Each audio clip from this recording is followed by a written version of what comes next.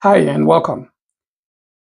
Have you ever been soothed by words, harmed by words, broken by words, built by words, or sharpened by words? If that is you, let's dig right into it and learn more about the language of connection. Somebody said, words build worlds. Yes, and I want us to explore how language shapes the emotional climate of every relationship we are part of. Carl Rogers taught that genuine empathic communication is the foundation of human connection. And Deborah Tannen says, or reminds us that conversations are not just exchanges of information, they are negotiations of relationships. The language we use becomes the atmosphere people breathe.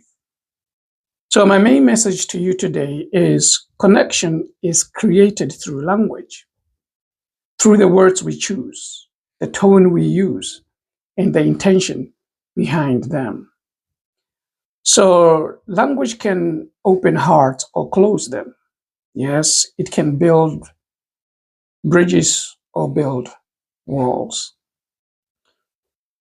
Marshall Rosenberg, the father of nonviolent communication, argued that language can either be a tool of compassion or a tool of judgment. The difference lies in whether our words come from curiosity or defensiveness. Yes, I said earlier on, some words sharpen, some words soothe, some words heal, and some words harm. Relational neuroscientist Stephen Porges explains that our nervous systems are constantly scanning for cues of safety or threat. So tone, pace, and phrasing can signal either. So people may forget the exact sentence we spoke, but their bodies will remember the emotional imprint.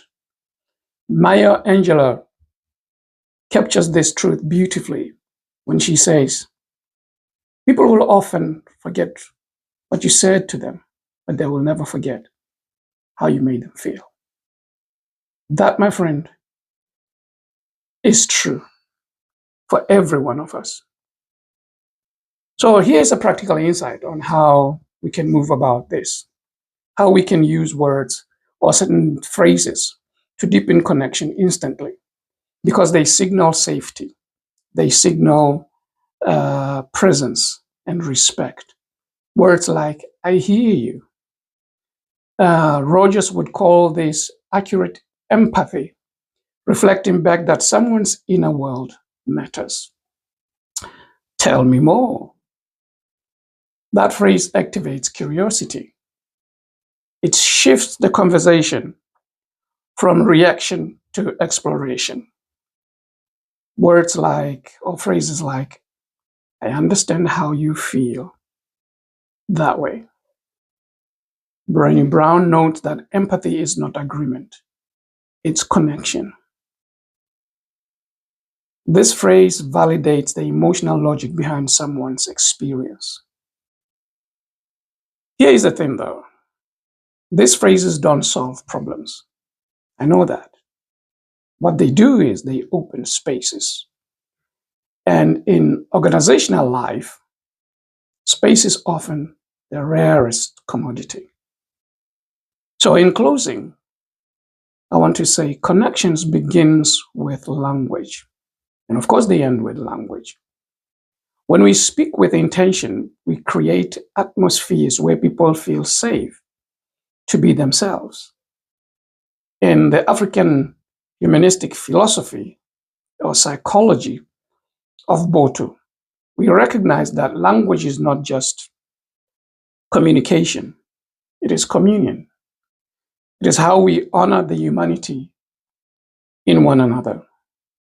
So today, tomorrow, this week, speak with presence, speak with care, and speak with the awareness that your words are shaping the emotional architecture of your relationship.